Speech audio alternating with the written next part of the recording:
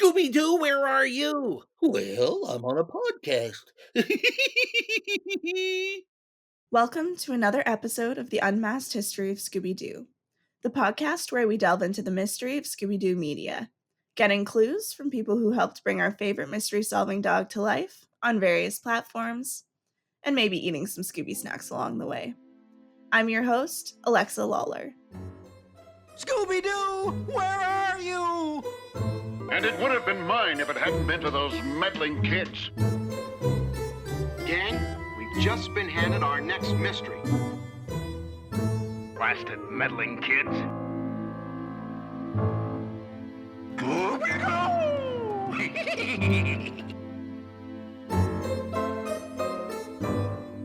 Thank you for joining me for the 30th episode of the Unmasked History of Scooby-Doo. Today's interview is another one that took place a little while ago, and I'm very excited for you to finally hear it. I had the chance to chat with Scott Innes, who voiced none other than Scooby-Doo on Scooby-Doo on Zombie Island, Scooby-Doo and Shaggy in Witch's Ghost, Alien Invaders, and Cyber Chase, and he was the voice of Scrappy-Doo in the 2002 live-action movie. Scott has also lent his voice to numerous video games, TV commercials, and toys. Let's get into the interview.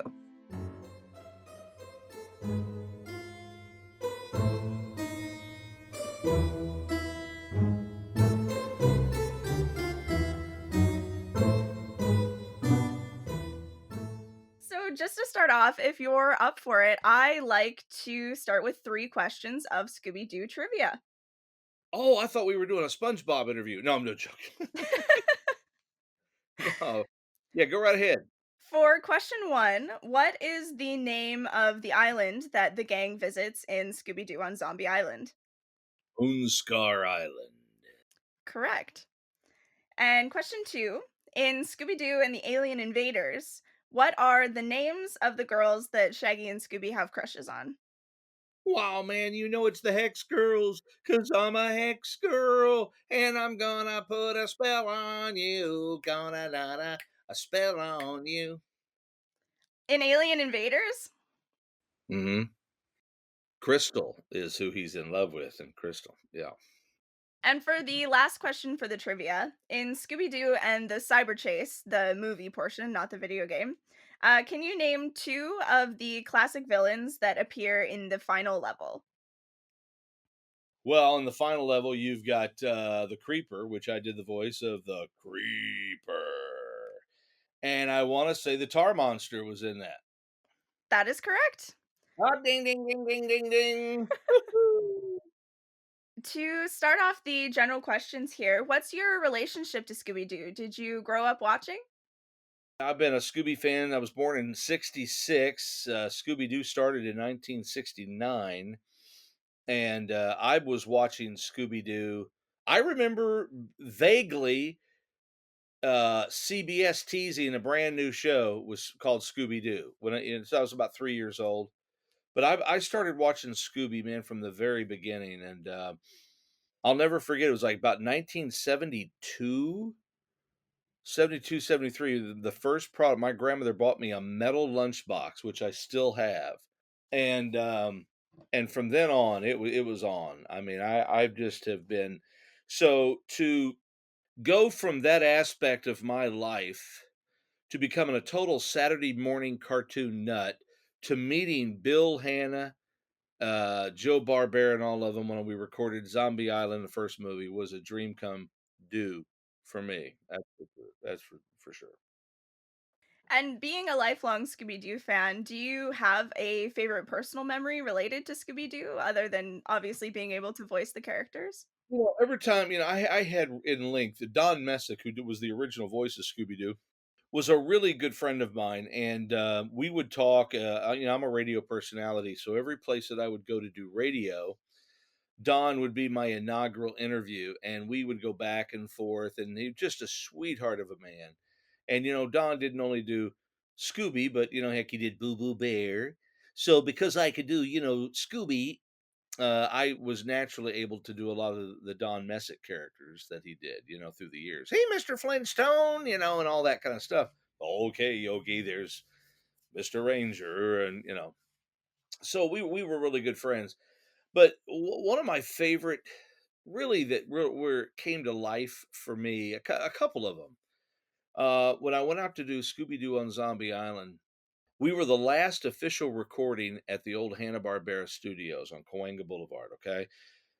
They were moving everything over to the new Cartoon Network studios. We were the last official recording that was gonna be in that building. So you had boxes that lined the hallways. The hallways were dim lit, looked like something out of a Scooby-Doo episode. It was really kinda scary. And so at lunch, while everybody else was eating lunch, I took off walking down the halls and came across, I mean, it looked like an old hospital ward. You know what I mean? In the hall, and you're going down. And because let's face it, Hanna-Barbera Studios had been around since the 50s, and that building looked like, I mean, it was an old building. So I came across a light at the end of the tunnel, as I like to say, and I went in and I saw a man sitting at his desk. I didn't know who he was at the time. There wasn't even a sign on the door. And he was looking down and he looked up. And if I could do that in slow motion, it was like the holy grail of all cartoon creators. It was Joe Barbera. And he looked up at me and he says, "You're the new Scooby Doo." And I said, "I am, Mr. Barbera." And he said, "First of all, call me Joe." He said, "Have a seat." So I sat down, and I mean, the whole office was full of, well, kind of like this one. I mean, it was just everything was Scooby Doo and Hanna Barbera and whatnot. And we talked brief. He was like, "Look, I heard your audition. Don Messick would be really proud. I think you're going to do it justice." And then I found myself, I mean, I was in awe. I mean, people ask me if I've ever been starstruck, and really, I'm not, because I'm in radio. I meet a lot of stars all the time, and in my career, and it never really has been. I've never been a starstruck kind of guy. Although I do Google a little bit when I'm around Reba McEntire. But other than that, she's a good friend of mine too. But so there I am with Joe Barbera, and yeah, I was a little starstruck because there's my hero. That was my goal in life, was to make it to Hanna Barbera. Not only am I sitting in the office with Joe Barbera, but I'm also in the last recording at Cahuenga Boulevard in the Hanna Barbera studios with the greats Frank Welker, Freddie, the legendary voice of Freddie, and so many others. I'm sitting next to Mark Hamill, Luke Skywalker, Adrian Barbeau, B.J. Ward, Mary Kay Bergman. We're all there. And I'm sitting at this round table. We did a round table reading the day before we started. And I'm sitting at this big orange table in this big conference room, and I'm sitting at the spot that says Scooby Doo. And it just really was surreal. It was really a dream come true for me. Oh, wow.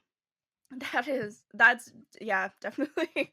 Yeah, it was pretty wild. I had to, I'll be honest with you. There were a lot of times that I'd like close my eyes and just have to pinch myself and go, okay, I know when I open my eyes, I'm going to wake up. This is not really happening. So yeah, pretty cool. Definitely. And what is the story behind you hearing about the audition for Scooby-Doo and getting the role? Well, how that went down is, like I said, I'm a radio personality, and I was on a station at the time. It was a country radio station. It was called WYNK. And I had just got there. It was like 97, early 97. And I did a little parody song on my show called the group Alabama, country group Alabama, had a hit at the time called Shaggin' on the Boulevard. And I thought it'd be funny to rewrite it and call it "We'll Be Dancing Shaggy on the Boulevard," like Shaggy on the Boulevard. And I did a little parody of it, and I started playing it, and the phone lines would get requests for it. And I didn't want to borrow trouble. I'm thinking, you know what? One guy kept calling me saying, "You should call Hanna-Barbera and play this for them." I'm like, "Yeah, I should," but then they're going to tell me to quit playing it and blah, blah, blah, blah, blah. Well, it ran its course. I had it out for about a month, and guy kept calling me. Dude, I mean, I called it. It was like, maybe it was a godsend, but he said, "You got to call Hanna-Barbera and let them know you do, you play them this song." So I thought one day, I went, "You know what? I'm going to do it." So I called Hanna-Barbera, and they transferred me to Bodie Chandler, who was the music director at the time. And Bodie gets on. He says, "So what do you got?" I said, "Well," I told him who I was, about the song. He said, "Well, let me hear a little bit of it." So I held the phone up. This is long before all the cell phone, got hot. So I'm holding the phone up to the ear, and I come back, and he says, "Do they know you do those voices that good here?"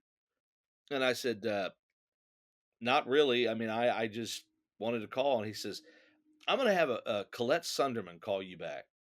And he says, "So stick around. I'm gonna have her call you back."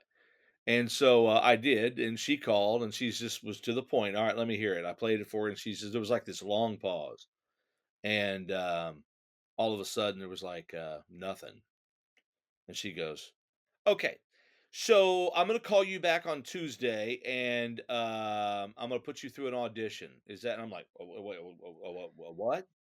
And she's like, "Yeah." And so little did I know, I got immediately into the mix of about 20 other people auditioning for Scooby, and I'm like going, "Okay, but you got Don Messick." She goes, "Well, Don tragically is ill and has retired, so that's why we're casting a new Scooby-Doo. We're going to do a movie called Zombie Island." And so, yeah, here I am auditioning for Scooby-Doo. So I hung up the phone, and I'm just kind of like, "Wow, that's weird." So over a course of about 3 weeks, they kept putting me through these different auditions, and Bill Hanna, from what I understand, not Bill Hanna, Joe Barbera was walking down the halls, and Colette Sunderman was talking to Chris Zimmerman, who was another casting. They were both sitting in there, and they were going back and forth at who they thought. Chris had somebody in mind, Colette had me in mind, and all of a sudden, so Joe Barbera's walking by the hall, and they said, "Mr. Barbera, we're going to play you a clip, and you tell us what you think." So they played him a clip of the other person. They played him a clip of me and my laugh, and Joe says, "Well, that's Don Messick to a T right there. That's the laugh and everything." So they're like, "Well, all right, I'll call Scott." So that was kind of cool.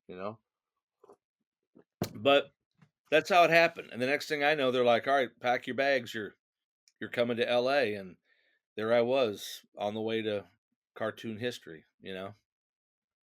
And what was your initial reaction when you got that call? Well, again, you got a kid that grew up with this stuff. So again, I'm sitting there, thinking, did this just happen? Is this really happening to me? I mean, I'm actually going to provide the voice of one of my favorite and one of the biggest iconic cartoon characters of all time. So yeah, to go out and do that was pretty cool. And very just, I mean, it seems just like yesterday, and it was almost 25 years ago. You know, it's been a great deal for me. I'm very yeah, I collect not only I'd already been collecting Scooby-Doo stuff. Then I started voicing all the toys, and it just went crazy, man. It spun out of control. It was just and see, when we did that movie in '97, the last movie they had done of Scooby was about 7 years prior. So at about in like 1990, they did, I think, Scooby-Doo and Arabian Nights or something like that, I want to say. And so Scooby had been on like a 7 year lull. There was nothing. So we were kind of like that. And then they came back, and as you know, this time the monsters are real. So they gave it kind of a whole different deal, and which I liked. I really did. I thought it was kind of cool to put a different spin. Some people didn't take it well, they veered off the platform, but I did. I thought it was cool to come back with a different spin after all these years. You're coming back. Let's give them, and you're coming to Moonscar Island, Louisiana, which is, of course, right here is where I live. So anyway, that's kind of was kind of cool to be right here in my own state, and that's where the movie takes place. So it kept getting weirder. Like I said, I'm sitting here. Okay, wait a minute. I just I just got the part of Scooby. I'm flying to LA. I'm doing this movie, and of all places, it takes place in the place where I live. I mean, this is. I'm like, can this just get any weirder? So pretty cool. And you mentioned that, working for Hanna-Barbera had been a dream of yours, but did you ever imagine that you would end up voicing Scooby-Doo of all characters? Well, I'll be honest with you. I never thought I'd end up voicing any character, much less a Hanna Barbera character.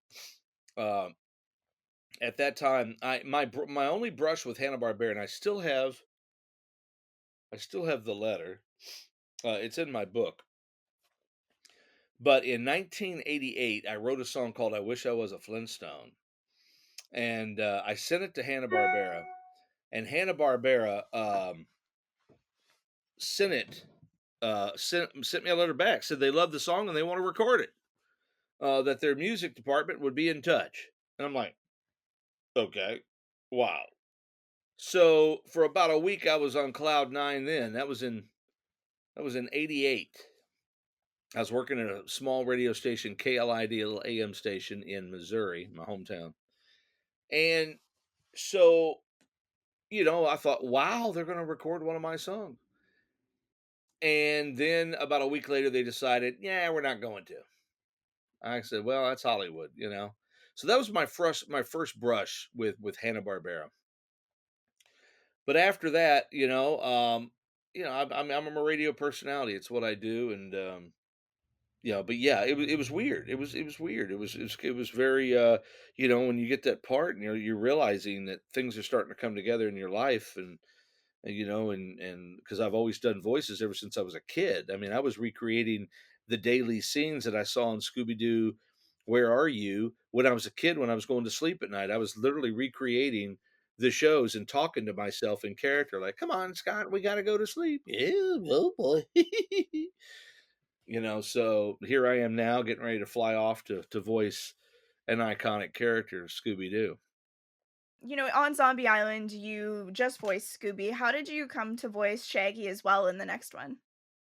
What's kind of funny is in my radio career, I ran American Top 40 on my show all the time with Casey Kasem. And I'd interviewed Casey a few times and everything. And I knew Casey. Well, first of all, whenever I would do my Scooby, I would always talk back and forth with Shaggy. And it was always close, but it was never dead on. And I was like, my dad, I call him Cowboy Ralph. He was like, well, that Shaggy sounds close. You keep working on that and you'll have that one down. And then it dawned on me, that wait a minute. I said, Casey Kasem does the voice of Shaggy. I said, maybe I'm going at it wrong. Maybe if I just do Casey Kasem's voice, just like if it were him, and then kick it up a little higher and like he would, I'd get Shaggy. Yeah, oh boy, it's Shaggy. What's up, Scoob? Zoinks. So that's how I perfected that. So when they were casting for Scooby-Doo and the Witch's Ghost, I'll never forget, after Zombie Island came out, I was dealing with Cartoon Network on a bunch of promos for the movie, right? And I was in doing some Scooby stuff, and one of the directors kept hearing my Shaggy in the background. He goes, who's doing the Shaggy? I said, that's me. He goes, good God, that's dead on. That sounds just like Casey Kasem. They were bringing everybody into the room. Do it again. Do it again. So they had just recorded up a bunch of stuff with Billy West, who had done Shaggy in the movie, for promos for Cartoon Network. So they asked me, they're like, would you be interested in redoing these for us? And I was like, well, don't you have been? They're like, look, we just would rather it sound just like Shaggy, So I was like, well, I mean, sure. I mean, I'll do it. So I redid all that and didn't say anything about it. It ran. And about a month later, I get a call. Colette Sunderman calls me again. She says, hey, we're doing Scooby-Doo and the Witch's Ghost. And I said, well, I've been doing, Shaggy for Cartoon Network. And she's like, you have? And I said, yes. She says, can you send me that stuff like pronto? So I sent it out there, and Davis Doy, great guy, director, writer, old Hanna-Barbera. Colette brings him in and plays him. Didn't even tell him who it is. Just says, listen to this. And she plays it to him, and he goes, well, that's Casey Kasem, right? And she goes, no, that's Scott. And Davis Doy says, well, I guess Scott will be voicing two characters this time. So that's how I got into doing both of the characters. And what is it like to be able to, go back and forth between both characters in a recording session? Well, it's crazy, but I do. It's funny because normally we read lines and everything, but there was one scene where they're fighting for a Scooby snack. And I just told Colette, I said, well, you want me just to read the script? I mean, I can fight back and forth. And She's like, "All right, smarty pants, let me see what you got." So it was like, uh, let's see, it's mine. Let's see. Look, a Scooby snack. It's mine. It's mine. It's mine. It's mine. It's mine. It's mine. It's mine. It's mine.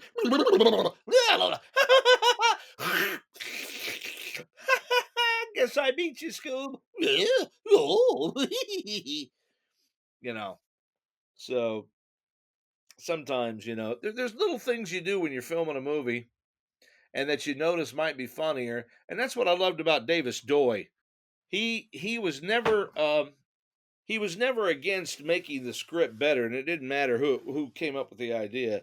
There's if you'll remember on Witch's Ghost at the very beginning, they solve the mystery in the museum, and they go to give each other a high five, and on the script, Shaggy says, "Give me five."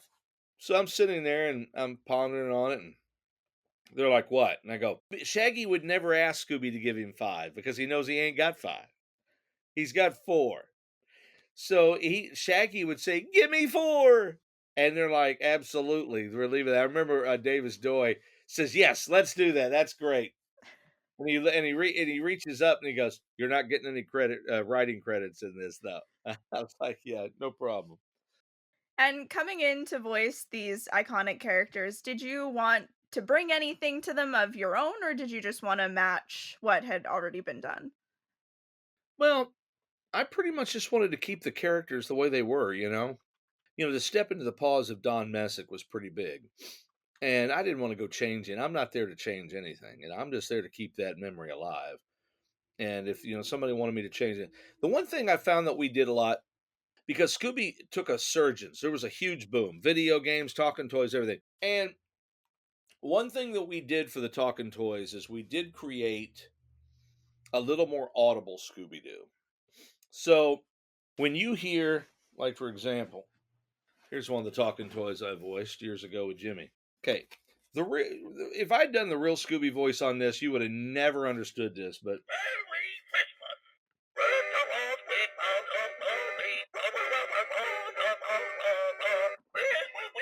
so I cheated it a little bit. You know what I mean? So we got to the point where we were doing a little bit of a more audible Scooby. And the funny thing is when these people that come up with these video games and talking toys, they would always send me the scripts in Scooby, and I'm like, what is this? They're like, well, we wrote it the way I went. No, you write it the way you want it. I'll put it in Scooby. You know. So that was what was funny because you get people writing and they're writing for Scooby Doo and they're writing in what I call Scooby Doo. So I'm like, what is this? I don't even know what you wrote. So you have to remind them, write the script. If Scooby Doo runs to the end of the hallway, it doesn't need to be rush, robby, robby, rah. Well, what do I say? You know. So it would be Scooby Doo runs to the end of the hallway. you know. And it seems like you're, pretty natural to dip into the characters now, but was there anything at the beginning that you had to do to get into character? Man, I've been dipping into these characters since I was 3. So no, it just comes naturally, man. It just comes naturally. Um, it's pretty crazy. Like I said, since I was a kid, I was answering people in Scooby Doo, whatever. So, And are there any challenges in voicing the characters in a recording session, like especially when you're going back and forth between both? well, you don't normally go back and. I mean, you'll go down a lot of times.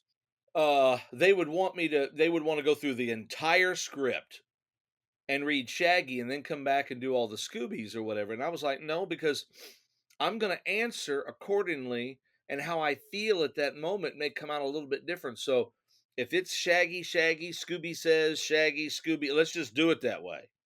Let's just go down because, Shaggy jumps into Scooby's arms, panicking. Yikes! Scooby says, Shaggy, a monster. I didn't want to have to come back and get that feel again. So I would do it all. I would do it all as the script did. Because I'll be honest with you, those were long scripts, especially in video games. I mean, those are levels most kids will never even get to, but I had to go there.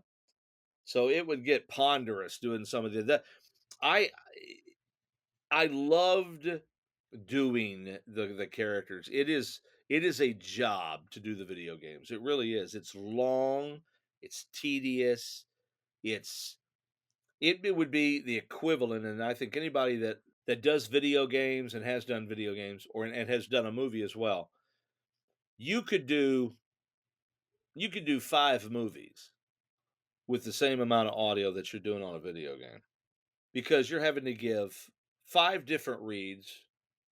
I mean, you may have in a video game, you may have a total of 2,000 lines, and you're going to read that line 3 times at least, each one. So 6,000 times, you're doing something like, run the tire monster, Scoob. All right, let's do it again. Run the tire. All right, let's do it a little more like, and so I would have tea, coffee, water, lemon drops, everything sitting in there, because it's just nonstop. I was doing a video game one time and I could tell my voice was going. And I literally got to the end of the show. And I kid you not, after I said my last line and they went, "That's a wrap," my voice just left. It was gone. I couldn't even say goodbye to my buddy Jeff Blackwell had to go, "Well, Scott no longer has a voice." So I was lucky on that, but it's a lot of work. And would you normally do sessions for video games like all in one sitting, or would they break it up? If they would break it, usually a video game was 3 days. We would do half a day on the first day, full day on the second day, and then really whatever you had to get done, you went from early morning and kept going. And so usually we'd be a full day the third day as well. Okay. I'll never forget. We sat down one time. A company came in and they booked a Monday through Friday, and we knocked out 3 video games. Oh, wow.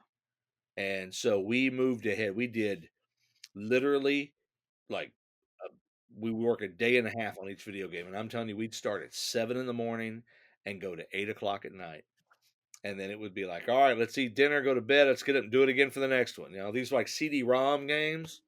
That's when you start when that's when it really becomes work, you know, and a little bit of the fun kind of goes out of it. But you got to do what you got to do. And would the recording process differ at all, whether it was for like a CD-ROM game or like a GameCube, PlayStation type format? Well, it all depends on the director. It all depends on the company. If you're doing a Nintendo 64, that was a little more entailed. You know what I'm saying? Than if you were doing a PlayStation 2 or you were doing a Wii game. Every game was different, and some games were less wordy. More visual, and you'd get occasional zoinks or run, Scoob, and they, was it word heavy? So yeah, it all depended on which outfit you were dealing with. But yeah, they would send me scripts sometimes, and you're in trouble when the like Jeff Blackwell, my director down here, that was we were doing his studio. He'd go, yeah, they just sent the script over. It's 454 pages long, and each page is packed. Wow.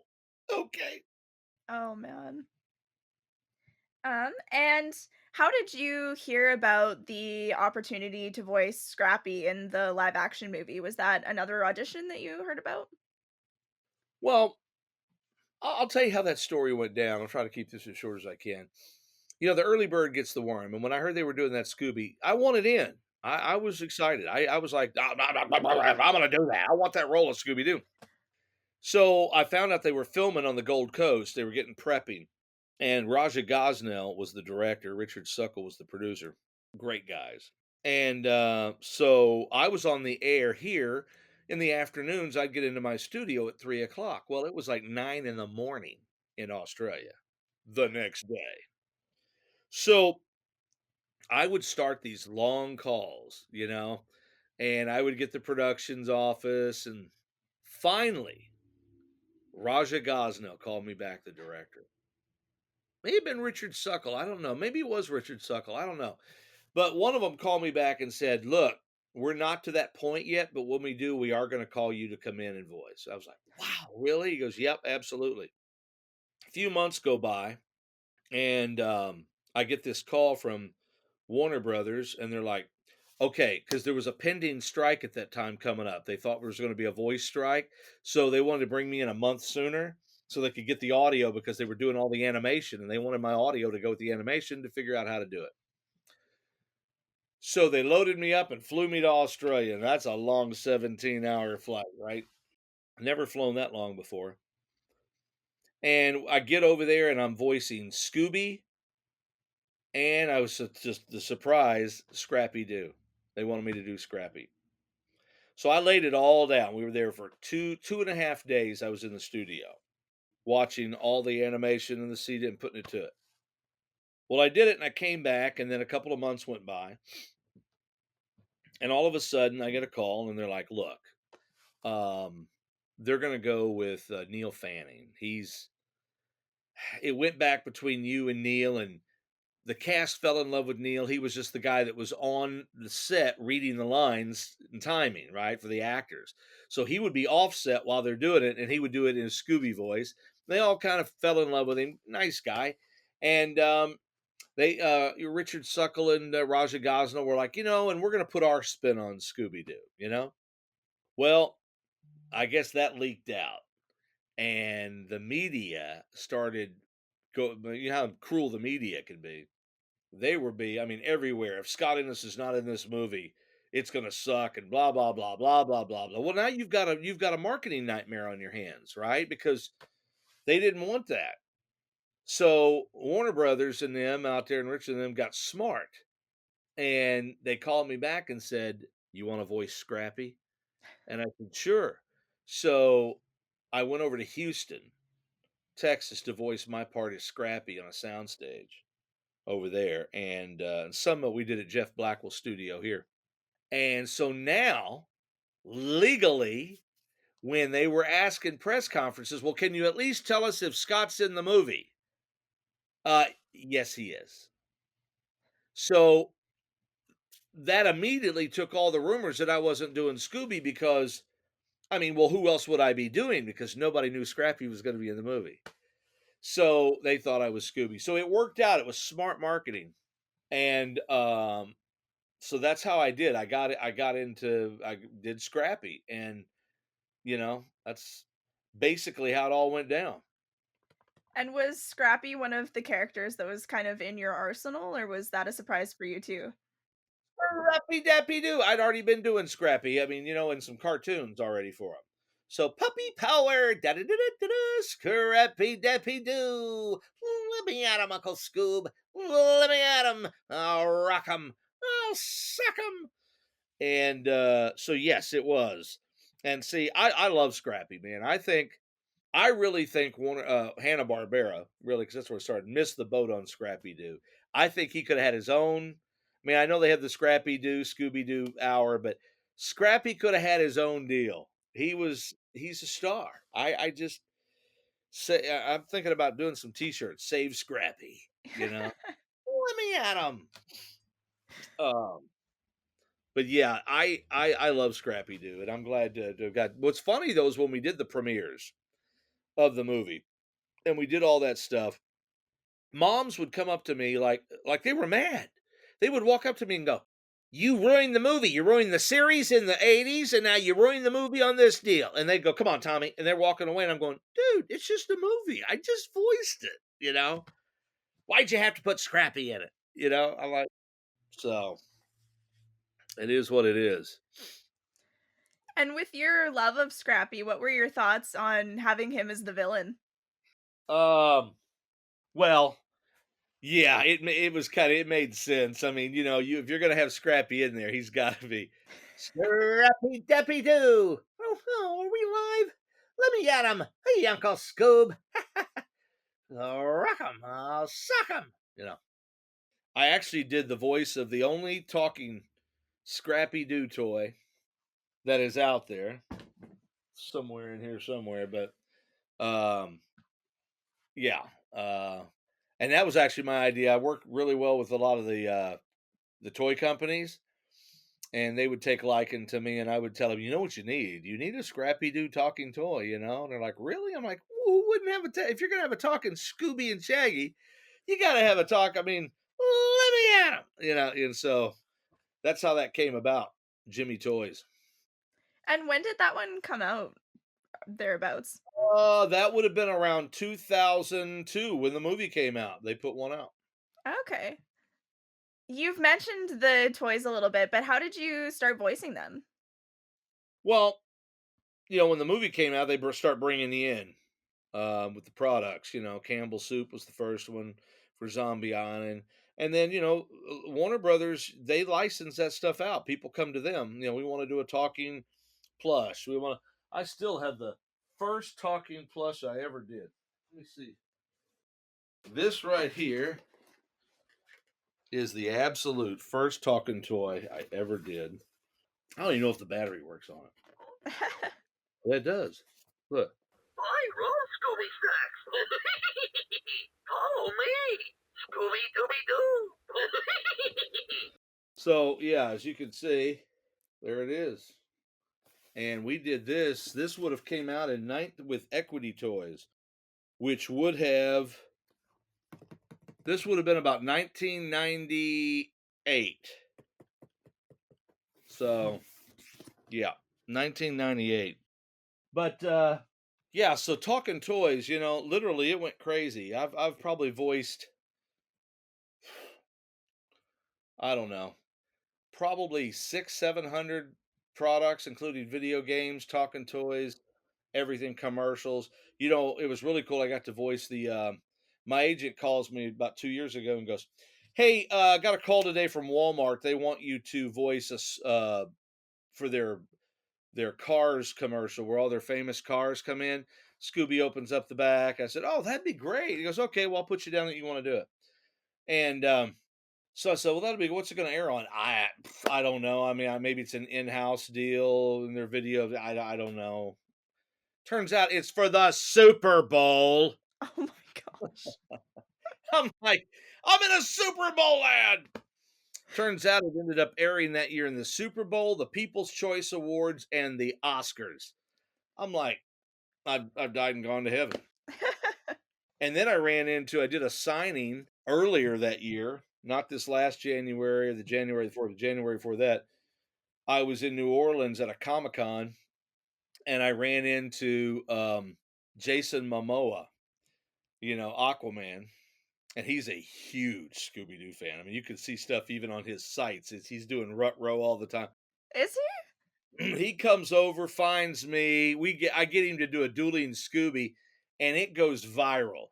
Okay, so then I'm on a web commercial with Jason Momoa, and all these entertainment websites are putting a video up. So And so you've been voicing commercials, toys, talking books, etc. from the 90s, like right up until right now, right? Like did you do the Build-A-Bear? I did the Build-A-Bear. That's mine. I did Build-A-Bear. I'm still, yeah, I guess there's enough of it to go around. Frank Welker, love this guy. He's been kind of doing the movies, and Matthew Lillard has been doing Shaggy. And I think where my place is right now is they bring me in when they need the classic sound, the total classic sound. And so I'm kind of the retro guy. I'm the retro guy. So when they need the character to sound just like, the deal, um, I'm brought in to do those voices. And that's cool. I'll take that. It's an honor to have that, that role. But I voiced the talking toys for the new movie Scoob. I did the Build-A-Bear, all the Playmobil stuff that's out, the little TV career. I did all of those. All the spots that aired overseas with these banks. There's I forgot what bank it is over there, and some McDonald's commercials. I did all the Scooby, Shaggy.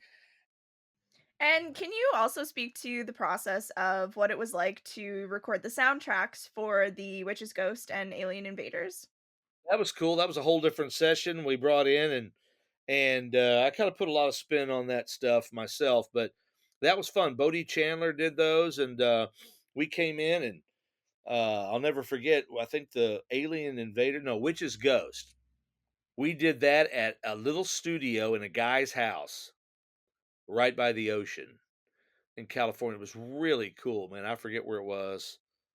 And we would take a break in between each song, and some people would go out and drink a coffee or smoke a cigarette or whatever. And I'm just out there sitting on the steps looking at the ocean. And I have to pinch myself because I'm like going, right, how crazy is this, man?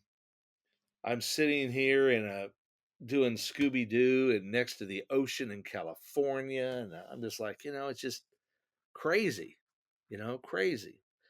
So, but it's been a blessing. It's been a great ride, and hopefully I'm around a little longer and doing all this stuff. My website gets a lot of hits, and I sell a lot of my little products and stuff because I got a lot of it, and so so I sell a lot of my stuff off of my site, and people can buy my prints and whatnot, and I have like one of a kinds. I mean, where are you going to get? I should be drinking out of this coffee cup. But we every week, every Saturday, I do a little thing at 10 o'clock on my site, and I'll sign a baseball to kick it off and put the characters on there, and then I go to town, and it's a fun thing. You mean everything from, you never know what I'm going to put up that I have. It'd be a Scooby Doo plate or whatever. I mean, but it's been a great ride. I love these characters to death. They're just super characters. People ask me what's the one thing that you appreciate the most, and it's really what a lot of people never get to see. And it's whenever I'm sitting here and I'm getting on the phone and I'm calling a child with cancer, a less fortunate child, special needs child, and they're having a birthday party or whatever, and I'm bringing these characters to life over the phone. They're just lit up with joy. That has made it worth everything to me. Okay, everything. So, with that being said, that is the biggest joy. The one, if I had to sum it up, if they said no, you can only pick one thing, that would be the biggest high for me, is doing this for children. You know, stuff. I mean, I do a lot of them, and I don't mind it at all. People go, "Does that bother you?" And yet, no, no, no, no, no. First of all, no, no. I'm honored to do this. And I have ran into a lot of Hollywood people, stars, even voiceover actors, and you're talking to them, and they're like, "Yeah, man, I hate that crap. It drives me freaking nuts." And I'm like, "Wow, that's a shame. I could do it all day. I could just literally do it all day." Um, the good Lord has blessed me with the talent, and I'm going to use it. And never blink an eye. Never blink an eye. And do you have people like coming up to you like in a store or on the street or anything and recognizing you? All the time. Tell you a funny story. I voiced all the rides at Kings Island and Six Flags, and they're still out there. But Kings Island brought me into Cincinnati back in 2003 or no 2004. They were putting a new Scooby Doo Black ride in, and they wanted me to come help do the media and be there to answer questions and all that. So I went up there, did it for 2 days. After the second day, my family and we went to eat at a Ryan Steakhouse. Nothing fancy. Just went to get a buffet and blah, blah, blah. I walked in, didn't have any Scooby-Doo on, nothing. And this kid sitting at the table, he must have been 7, 8 years old. He kept eyeballing me. And I'd go up and he'd follow me, and then he'd reach over to his mom, and she'd turn around and look, and she'd tell him, "Stop it." Finally, I got up and I walked over and I passed him and I bent down and I went, "Roll boy waggy." He goes, "I told you, Mom, that's Scott Innes." And so this 7-year-old, so she says, "He's been eyeballing you since you walked in here." She says, "He swears he saw you at the end of the Scooby-Doo making of in one of his videos." And I said, "Well, he did." And so, yeah, he was, but yeah, it's funny because I'll get people, especially in Baton Rouge a lot because I do radio here and people know who I am. But it is nice to know. I'll tell you another one. I was at Universal Studios in California, and the guy that's playing Shaggy in the costume and Scooby, they do they'll drive down the road and pull over, and. So I'm standing at the very back. I mean, literally the very back, just watching the show, just like this. And I bet I'm 30 yards away from the stage. No, I'm not that close. In the middle of the show, the Shaggy guy goes, "Yeah, you, come on up here." And I went, "Okay."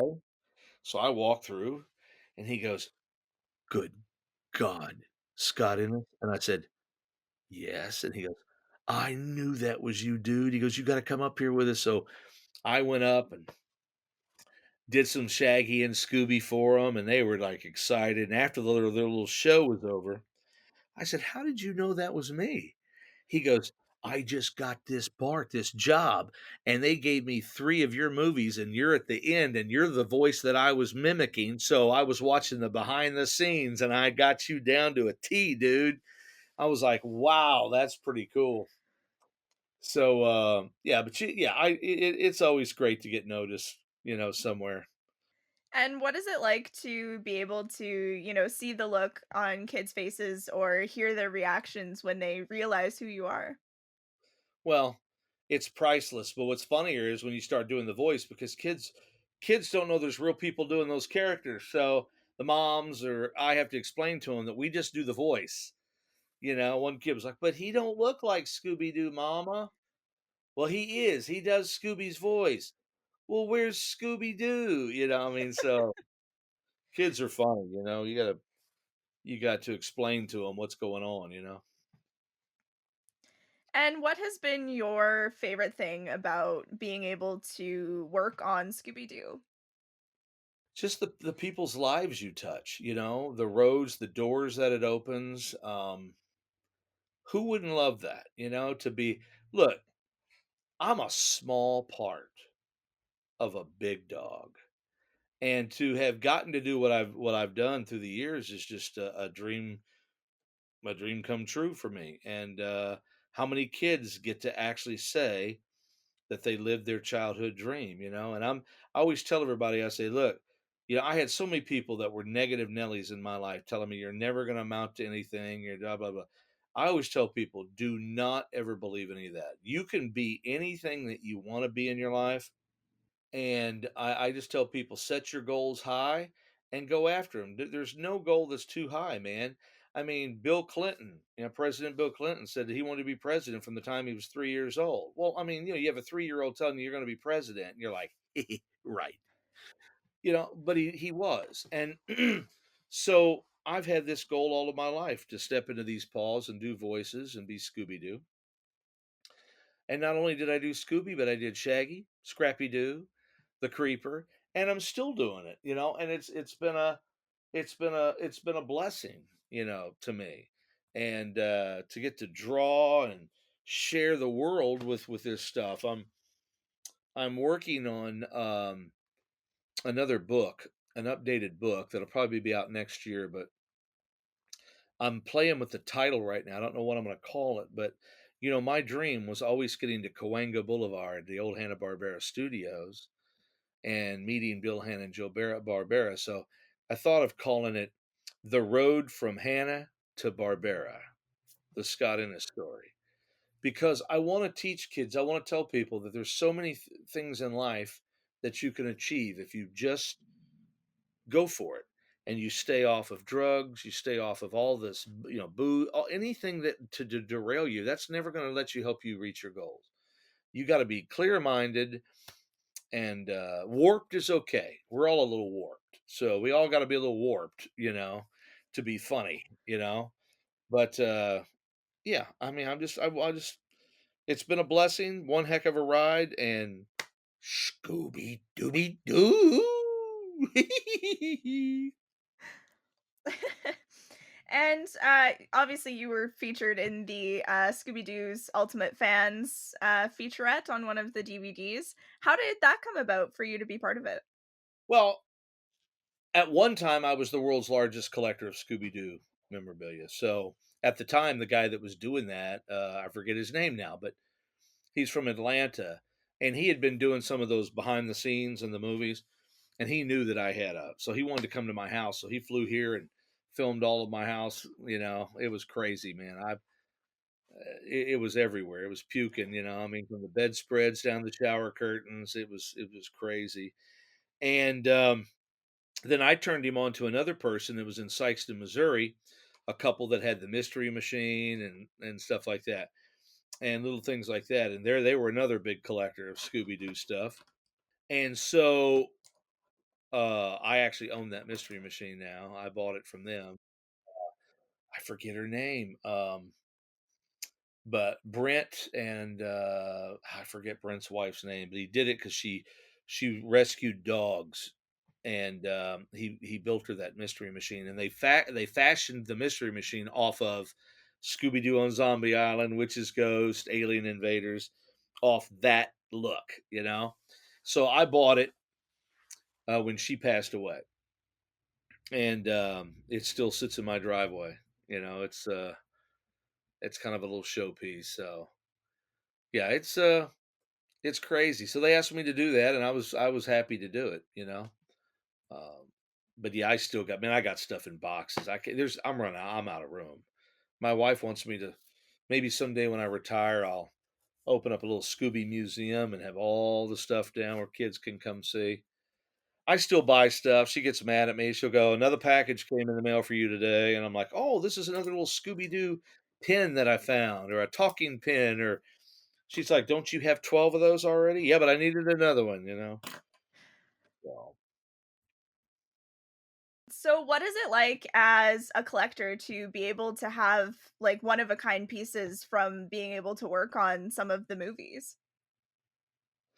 well, when I went to Australia to do Scooby Doo, the live action movie, I was leaving and I went through the props department, and Richard Suckle, I said, "Richard, you got to give me something to take back as a memento." He goes, "All right." So he gave me the little tiki head that they made. That there's a scene where Shaggy is talking to the girl that he falls in love with in this movie, and they're behind him is the little crane thing, and it's a tiki head deal where they're sitting there talking, and it was all made.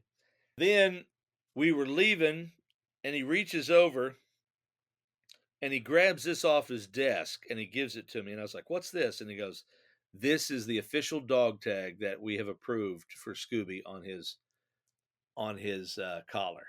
Oh, wow. That is the mold they used for the CGI collar for Scooby Doo." So yeah, that's pretty cool. So that's but yeah, I've got a few people. I've got stuff that Bill Hanna and Joe Barbera signed for me, scripts, and I collected everything. I've saved everything that I've ever done, and it's been great. I mean, everything down from like last week. I put up something I didn't want to part with, but I went ahead and did it and gave somebody else the joy. Was the whole press kit for Witch's Ghost. It had the script, the press release. It had the movie signed by the whole entire cast, including Mary Kay Bergman, which she passed away. So you couldn't get that anymore. It was just they sent it out to just the media, and they only had so many that they sent out. I had one, and I sold that to my buddy Cameron down over in Texas. So now he owns that. And so I figure, you know what, it's sat here long enough. I'll give somebody else the joy of saying they own it. Share a little bit of the Scooby wealth. Definitely. And so you mentioned you've been collecting for a while, but when did you kind of start going in full force? Oh, I've been doing that before I got the part. So I'd have to say probably in the mid '70s when my grandmother bought me that first Scooby Doo lunch pail box. I was hooked. I mean, I've got so much of this stuff. You can't. I mean, I go over to my storage or up in the attic, and I'm like, "Oh wow, I didn't know I had this." So now I'm bringing it back down, putting it in this room, and my wife's like, "Okay, you have no room. There's no room." And since I started doing my little live Facebook deals where I sell some and sign some of my product. The whole backpack here is like a warehouse. I mean, I'm like, oh, let's see, what are we gonna put up? Let's put up the baseball today. Oh, send that out. And then I'm doing all my artwork, and it's lined up in here in stacks. It's just crazy, crazy.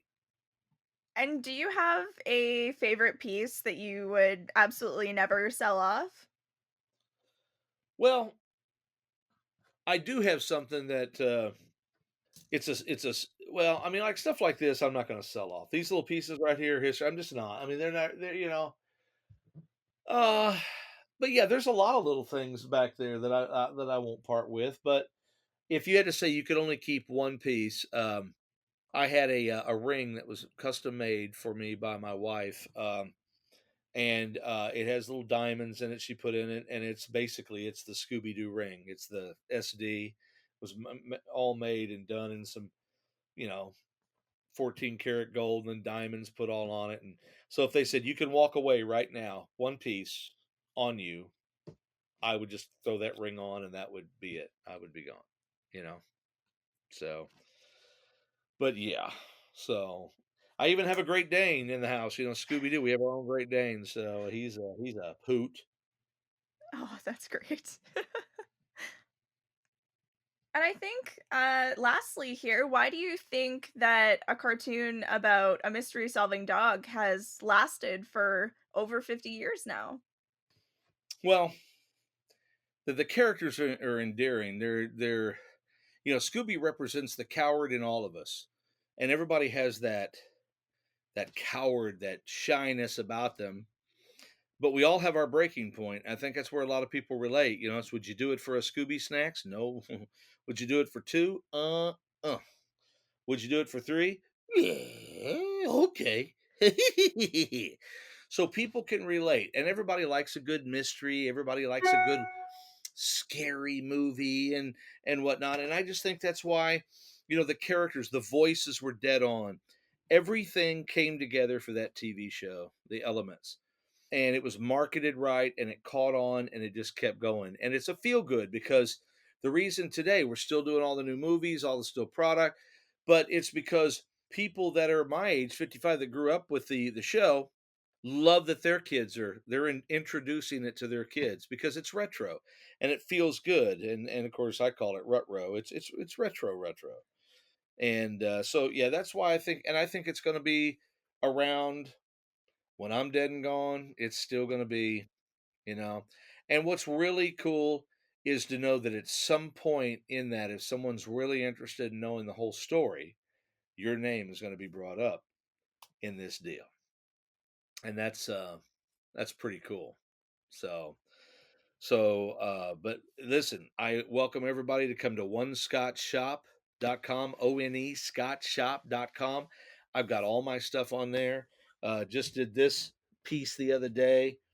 Um, you know, uh, so I got things like that. We've got talking toys.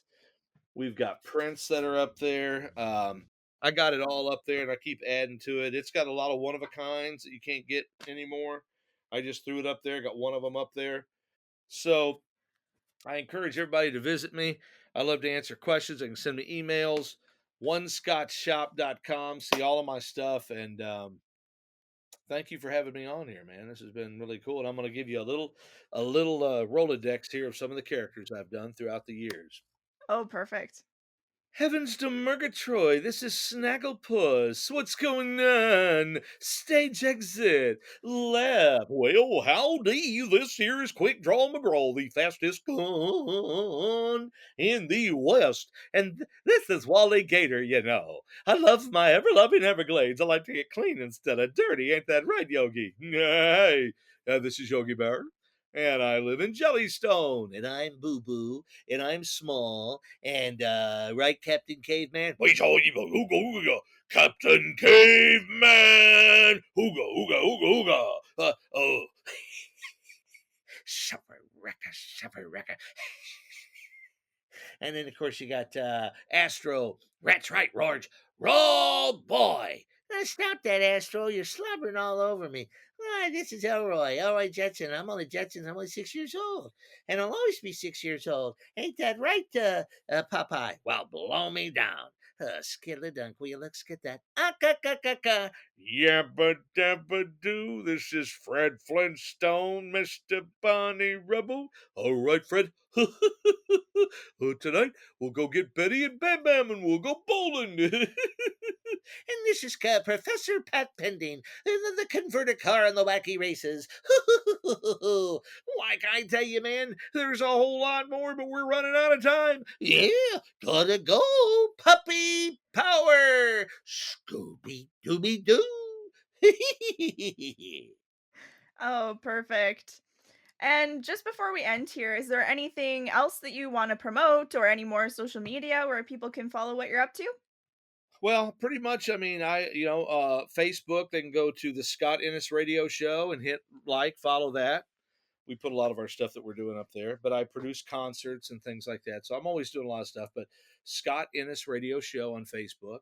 You can send me a request to just my regular Scott Ennis Facebook, and follow us on basically the One Scott Shop. Go there and get some stuff because just so people know, a lot of the stuff that the money that we make, we take a good part of it and put it back in the community and children's needs.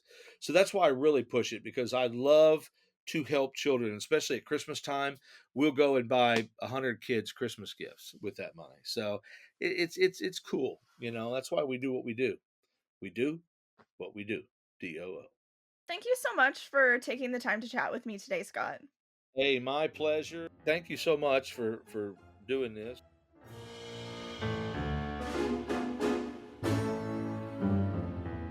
And that concludes today's episode. Another huge thank you to Scott Ennis for taking the time to chat with me. For more Scooby content, be sure to check out Unmasked SD on Twitter, at Unmasked SD Podcast on Instagram, or at unmaskedsdpodcast.com. You can also find the podcast on Facebook under the Unmasked History of Scooby-Doo podcast. And of course, you can find Scott on Facebook or at onescottshop.com. If you like this episode and want to hear more, also make sure to check those social media channels or the website. Or you can listen to older episodes wherever you like to get your podcast fix. Thanks for listening, and keep an ear out for the next episode. Scooby-Dooby-Doo!